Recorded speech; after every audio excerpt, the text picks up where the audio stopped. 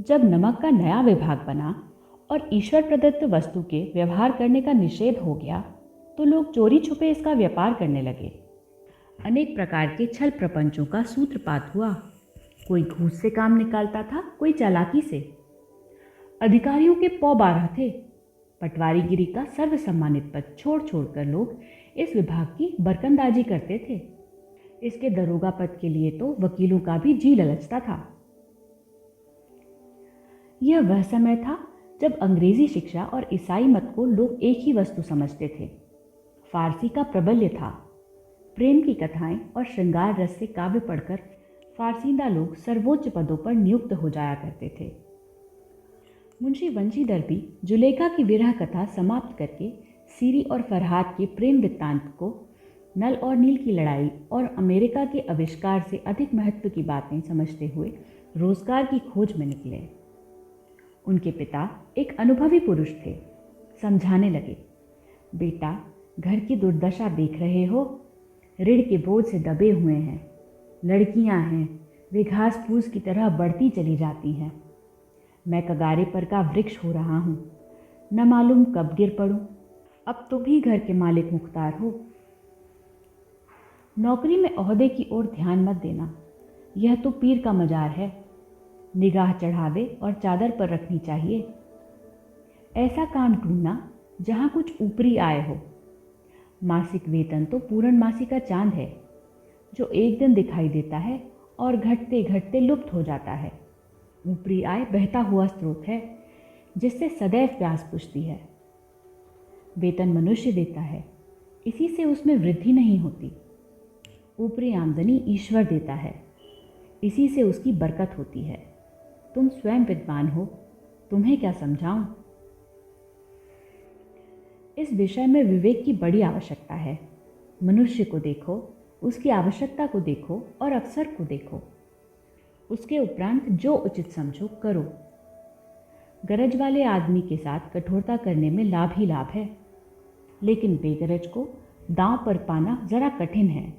इन बातों को निगाह में बांध लो, यह मेरी जन्म भर की कमाई है।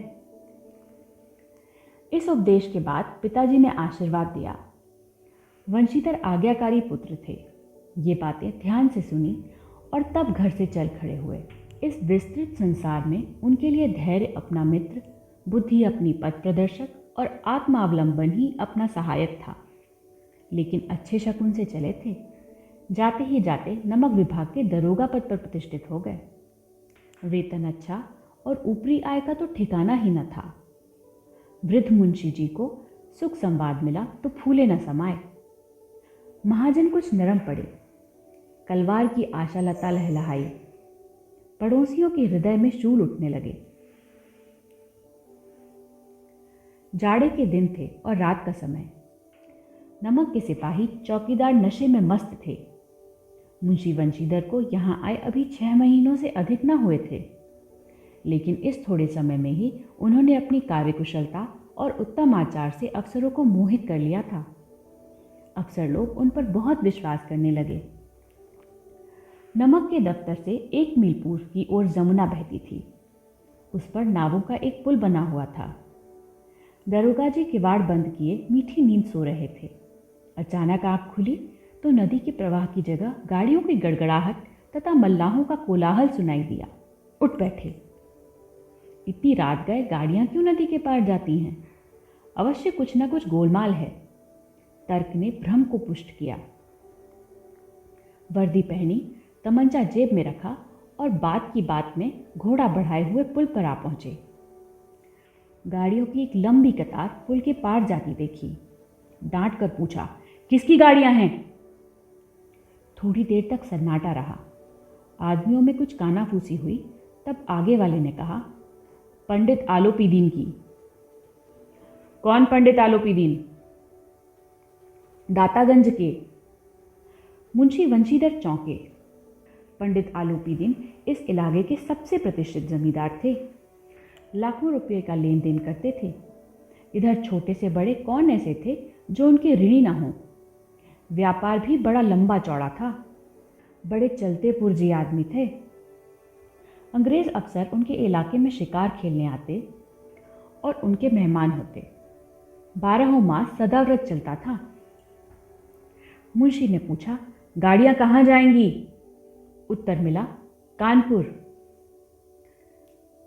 लेकिन इस प्रश्न पर कि इनमें क्या है, सन्नाटा छा गया। दरोगा साहब का संदेह और भी बढ़ा।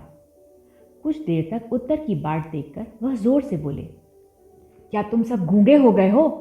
हम पूछते हैं इनमें क्या लदा है?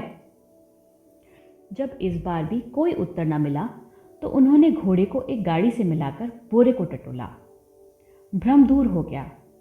यह नमक के डेले थे। पंडित आलूपीदीन अपने सजीले रथ पर सवार कुछ सोते कुछ जागते चले जाते थे। अचानक कई गाड़ीवानों ने घबराए हुए आकर जगाया और बोले, महाराज, दरोगा ने गाड़ियां रोक दी हैं और घाट पर खड़े आपको बुलाते हैं। पंडित आलोपीदीन का लक्ष्मी जी पर अखंड विश्वास था। वह कहा करते थे कि संसार का तो कहना ही क्या, स्वर्ग में भी लक्ष्मी का ही राज्य है। उनका यह कहना यथार्थ ही था। न्याय और नीति सब लक्ष्मी के ही खिलौने हैं। इन्हें वह जैसे चाहती है नचाती हैं। लेटे ही लेटे गर्व से बोले, चलो हम आते हैं। यह कहकर पंडित जी ने बड़ी निश्चिंतता से पान के बीड़े लगाकर खाए।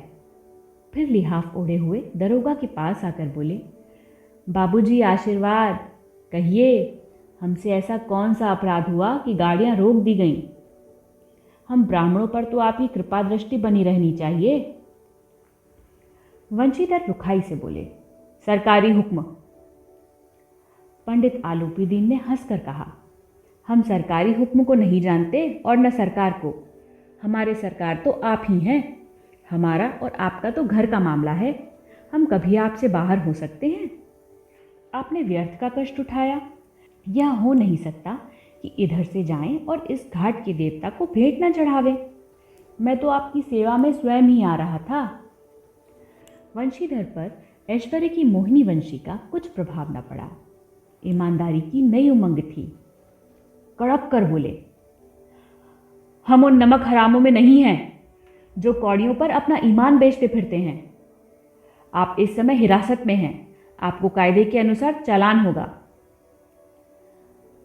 बस, मुझे अधिक बातों की फुर्सत नहीं है। जमादार बदलूसी, तुम इन्हें हिरासत में ले चलो, मैं हुक्म देता हूं। पंडित आलोपीदीन स्तंभित हो गए। गाड़ीवानों में हलचल मच गई। पंडित जी के जीवन में कदाचित यह पहला ही अवसर था कि पंडित जी को ऐसी कठोर बातें सुननी पड़े। बदलू सिंह आगे बढ़ा, किंतु रोब के मारे यह साहस न हुआ कि उनका हाथ पकड़ सके। पंडित जी ने धर्म को धन का ऐसा निरादर करते कभी न देखा था। विचार किया कि यह अभी उद्दंड लड़का है, माया मोह के जाल में अभी नहीं पड़ा, अल्हड़ है, झिझकता है।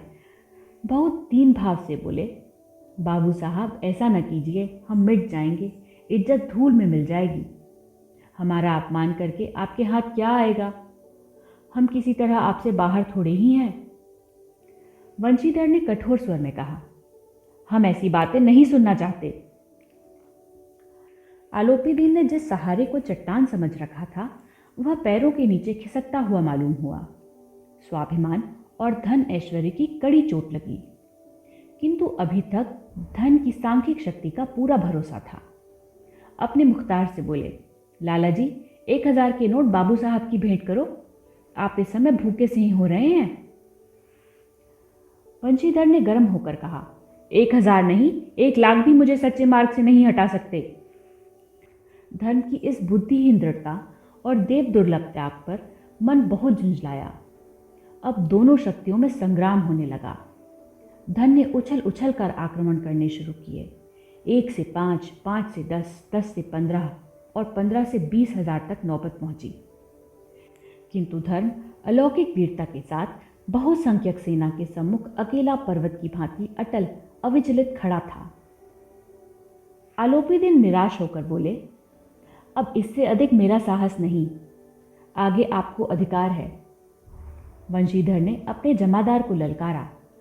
बदलू सिंह मन में दरोगा जी को गालियां देता हुआ पंडित आलोपीदीन की ओर बढ़ा। पंडित जी घबराकर 2-3 कदम पीछे हट गए। अत्यंत दीनता से बोले, बाबू साहब, ईश्वर के लिए मुझ पर दया कर दीजिए, मैं 25,000 पर निपटारा करने को तैयार हूँ। असंभव बात है। 30,000 पर? किसी तरह भी संभव नहीं। क्या 40,000 पर भी नहीं? 40,000 नहीं, 40 लाख पर भी असंभव है। बदलूसी, इस आदमी को हिरासत में ले लो। अब मैं एक शब्द भी नहीं सुनना चाहता। धर्म ने धन को पैरों तले कुचल डाला। आलोपीदीन ने एक हृष्ट पुष्ट मनुष्य को हथकड़ियां लिए हुए अपनी तरफ आते देखा। चारों ओर निराश और कातर दृष्टि से देखने लगे। इसके बाद मूर्छित होकर गिर पड़े। दुनिया सोती थी, पर दुनिया की जीभ जागती थी। सवेरे देखिए तो बालक वृद्ध सबके मुंह से यही बात सुनाई देती थी। जिसे देखिए वही पंडित जी के इस व्यवहार पर टीका टिप्पणी कर रहा था। निंदा की बौछारें हो रही थी, मानो संसार से अब पापी का पाप कट गया। पानी को दूध के नाम से बेचने वाला ग्वाला, कल्पित रोजनामचे भरने वाले अधिकारी वर्ग, रेल में बिना टिकट सफर करने वाले बाबू लोग, जाली दस्तावेज बनाने वाले सेठ और साहूकार, यह सब के सब देवताओं की भांति गर्दनें चला रहे थे। जब दूसरे दिन पंडित आलोपीदीन अभियुक्त होकर कांस्टेबल के साथ हाथों में हथकड़ियां, हृदय में ग्लानि और शोभ भरे लज्जा से गर्दन झुकाए अदालत की तरफ चले तो सारे शहर में हलचल मच गई। मेलों में कदाचित आंखें इतनी व्यग्र न होती होंगी। भीड़ के मारे छत और दीवार में कोई भेद न रहा, किंतु अदालत में पहुंचने की देर थी। पंडित आलोपीदीन इस अगाध वन के सिंह थे। अधिकारी वर्ग उनके भक्त, अमले उनके सेवक, वकील मुख्तार उनके आज्ञा पालक और अदरली, चपरासी तथा चौकीदार तो उनके बिना मोल के गुलाम थे। उन्हें देखते ही लोग चारों तरफ से दौड़े। सभी लोग विस्मित हो रहे थे, इसलिए नहीं कि आलोपीदीन ने यह कर्म किया, बल्कि इसलिए कि वह कानून के पंजे में कैसे आया। ऐसा मनुष्य जिसके पास असाध्य साधन करने वाला धन और अनन्य वाचालता हो, वह क्यों कानून के पंजे में आए। प्रत्येक मनुष्य उनसे सहानुभूति प्रकट करता था। बड़ी तत्परता से इस आक्रमण को रोकने के निमित्त वकीलों की एक सेना तैयार की गई। न्याय के मैदान में धर्म और धन में युद्ध ठन गया। वंशीधर चुपचाप खड़े थे। उनके पास सत्य के सिवा न कोई बल था, न स्पष्ट भाषण के अतिरिक्त कोई शस्त्र। गवाह थे, किंतु लोभ से डांवाडोल। यहाँ तक कि मुंशी जी को न्याय भी अपनी ओर कुछ खिंचा हुआ दिख पड़ता था। वह न्याय का दरबार था, परंतु उसके कर्मचारियों पर पक्षपात का नशा छाया हुआ था। किंतु पक्षपात और न्याय का क्या मेल? जहाँ पक्षपात हो वहाँ न्याय की कल्पना नहीं की जा सकती। मुकदमा शीघ्र ही समाप्त हो गया। डिप्टी मजिस्ट्रेट ने अपनी तजवीज़ में लिखा, पंडित आलोपीदीन के विरुद्ध दिए गए प्रमाण निर्मूल और भ्रमात्मक हैं। वह एक बड़े भारी आदमी हैं। यह बात कल्पना के बाहर है कि उन्होंने थोड़े लाभ के लिए ऐसा दुस्साहस किया हो। यद्यपि नमक के दरों का मुंशी बंशीधर का अधिक दोष नहीं है, लेकिन यह बड़े खेद की बात है कि उसकी उद्दंडता और विचारहीनता के कारण एक भले मानुस को कष्ट झेलना पड़ा।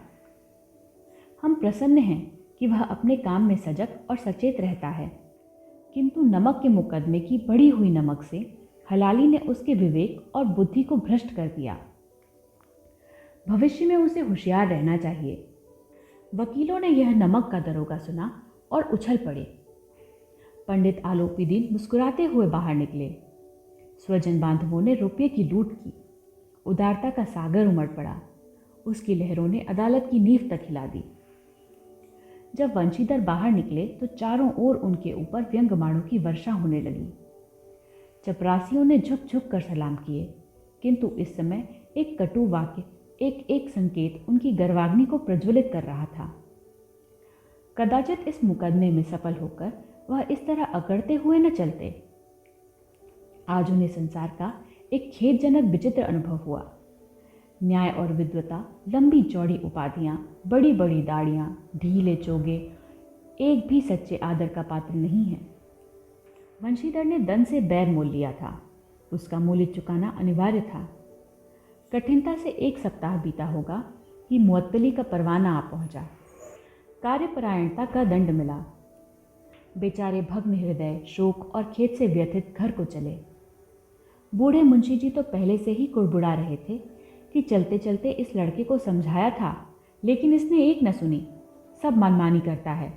हम तो कलवार और कसाई के तगादे सहें, बुढ़ापे में भगत बनकर बैठे और वहाँ बस वही सूखी तनख्वाह।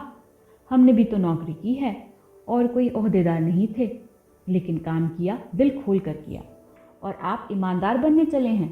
घर में चाहे अंधेरा हो, मस्जिद में अवश्य दिया जलाएंगे। खेद ऐसी समझ पर। पढ़ना लिखना सब अकारत गया। इसके थोड़े ही दिनों बाद जब मुंशी बंशीधर इस दुरावस्था में घर पहुंचे और बूढ़े पिताजी ने समाचार सुना तो सिर पीट लिया। बोले, जी चाहता है कि तुम्हारा और अपना सिर फोड़ लूं। बहुत देर तक पछता पछता कर हाथ मलते रहे। क्रोध में कुछ कठोर बातें भी कहीं, और यदि वंशीधर वहां से टल न जाता तो अवश्य ही यह क्रोध विकट रूप धारण करता। वृद्ध माता को भी दुख हुआ। जगन्नाथ और रामेश्वर यात्रा की कामनाएं मिट्टी में मिल गईं। पत्नी ने कई दिनों तक सीधे मुंह बात तक नहीं की। इसी प्रकार एक सप्ताह बीत गया। संध्या का समय था। बूढ़े मुंशी जी बैठे बैठे राम नाम की माला जप रहे थे। इसी समय उनके द्वार पर सजा हुआ रथ आकर रुका। हरे और गुलाबी पर्दे, पचहिए बैलों की जोड़ी, उनकी गर्दन में नीले धागे, सींग पीतल से जड़े हुए, कई नौकर लाठियां कंधों पर रखे साथ थे। मुंशी जी अगवानी को दौड़े देखा तो पंडित आलूपी दीन हैं। झुककर दंडवत की और लल्लो चप्पू की बातें करने लगे। हमारा भाग्य उदय हुआ जो आपके चरण इस द्वार पर आए। आप हमारे पूज्य देवता हैं। आपको कौन सा मुख दिखावें, मुख में तो कालिक लगी हुई है, किंतु क्या करें, लड़का अभागा कपूत है। नहीं तो आपसे क्या मुँह छिपाना पड़ता। ईश्वर ने संतान चाहे रखे पर ऐसी संतान न दे। आलोपी दीन ने कहा, नहीं भाई साहब, ऐसा न कहिए। मुंशी जी ने चकित होकर कहा, ऐसी संतान को और क्या कहूँ। आलोपी दीन ने वात्सल्यपूर्ण स्वर में कहा, कुल तिलक और पुरखों की कीर्ति उज्जवल करने वाले संसार में ऐसे कितने धर्मपरायण मनुष्य हैं जो धर्म पर अपना सब कुछ अर्पण कर सकें। पंडित आलोपी दीन ने वंशीधर से कहा, दरोगा जी, इसे खुशामद न समझिए। खुशामद करने के लिए मुझे इतना कष्ट उठाने की ज़रूरत न थी। उस रात को आपने अपने अधिकार बल से अपनी हिरासत में लिया था, किंतु आज मैं स्वेच्छा से आपकी हिरासत में आया हूँ। मैंने हजारों रईस और अमीर देखे, हजारों उच्च पदाधिकारियों से काम पड़ा, किंतु परास्त किया तो आपने। मैंने सबको अपना और अपने धन का गुलाम बनाकर छोड़ दिया। मुझे आज्ञा दीजिए कि आपसे कुछ विनय करूं। वंशीधर ने आलोपी दीन को आते देखा तो उठकर सत्कार किया, किंतु स्वाभिमान सहित। समझ गए कि यह महाशय मुझे लज्जित करने और जलाने आए हैं। क्षमा प्रार्थना की चेष्टा नहीं की, वरन उन्हें अपने पिता की यह ठकुर सुहाती की बात असह्य सी प्रतीत हुई। पर पंडित जी की बातें सुनी तो मन की मैल मिट गई। पंडित जी की ओर उठती हुई दृष्टि से देखा, सद्भाव झलक रहा था। गर्व ने अब लज्जा के सामने सिर झुका दिया। शर्माते हुए बोले, यह आपकी उदारता है जो ऐसा कहते हैं। मुझसे जो कुछ अभिनय हुई है उसे क्षमा कीजिए। मैं धर्म की बेड़ी में जकड़ा हुआ था, नहीं तो वैसे मैं आपका दास हूँ। जो आज्ञा होगी वह मेरे सिर माथे पर। आलोपी दीन ने विनीत भाव से कहा, नदी तट पर आपने मेरी प्रार्थना स्वीकार नहीं की थी, किंतु आज स्वीकार करनी पड़ेगी। वंशीधर बोले, मैं किस योग्य हूँ, किंतु जो कुछ सेवा मुझसे हो सकती है उसमें त्रुटि न होगी। आलोपी दीन ने एक स्टाम्प लगा हुआ पत्र निकाला और उसे वंशीधर के सामने रखकर बोले, इस पद को स्वीकार कीजिए और अपने हस्ताक्षर कर दीजिए। मैं ब्राह्मण हूँ। जब तक यह सवाल पूरा न कीजिएगा द्वार से न हटूंगा। मुंशी वंशीधर ने उस कागज को पढ़ा तो कृतज्ञता से आंखों में आंसू भर आए। पंडित आलोपी दीन ने उनको अपनी सारी जायदाद का स्थायी मैनेजर नियत किया था। 6,000 वार्षिक वेतन के अतिरिक्त रोजाना खर्च अलग, सवारी के लिए घोड़ा, रहने को बंगला, नौकर चाकर मुफ्त।